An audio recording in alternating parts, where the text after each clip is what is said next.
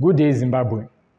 Zimtrade wishes to relay an important message regarding a surge in scams involving impersonators who are misrepresenting our organization and members of our organization to defraud the public. We wish to advise Zimbabwe that Zimtrade is not an investment firm. Our mandate is to assist companies on their export journey by providing the necessary tools and expertise to help them succeed in the global market.